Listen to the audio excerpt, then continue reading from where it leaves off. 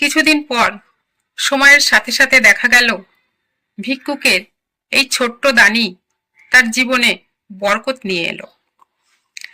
এক দোকানি তার দোকানের বারান্দায় আশ্রয় দিল। সে অল্পতেই সুখ খুঁজে নিল।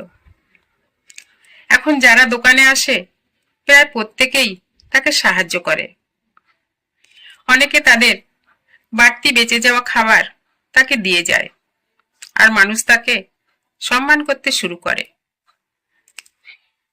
একদিন তার কাছে এক মুঠো খেজুর ছাড়া কিছুই ছিল না, কিন্তু সে সবটুকুই আল্লাহর নামে দান করেছিলেন।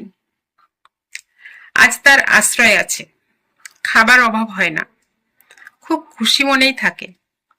এখন তার পোশাকের অভাব নেই, না চাইতেই অনেকে দিয়ে যায়।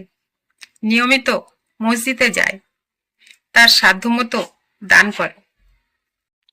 এক রাতে ঘুমের মধ্যেই হঠাৎ তার মৃত্যু হয়। প্রতিবেশীরা তার কবর দেওয়ার ব্যবস্থা করে।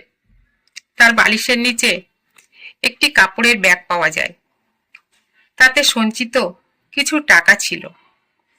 একটা পেন্সিল দিয়ে টেরা বেঁকা ছোট বড় অক্ষরে কিছু লেখা ছিল, যার অর্থ বুঝতে অনেক সময় লাগলো।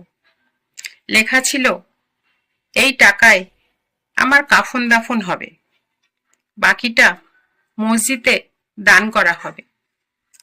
প্রতিবেশীরা তাই করল। এই গল্পের শিক্ষণীয় বিষয়, দান বা ভালো কাজ বড় কিছুর উপর নির্ভর করে না, বরং আমাদের নিয়তের উপর নির্ভর করে। ছোট্ট একটি কাজও যদি আন্তরিকতা নিয়ে করা হয়, আল্লাহর কাছে তার মূল্য অনেক বড়। ভালো লাগলে একটি লাইক করুন, চ্যানেলটি সাবস্ক্রাইব করে পাশে থাকুন। ধন্যবাদ।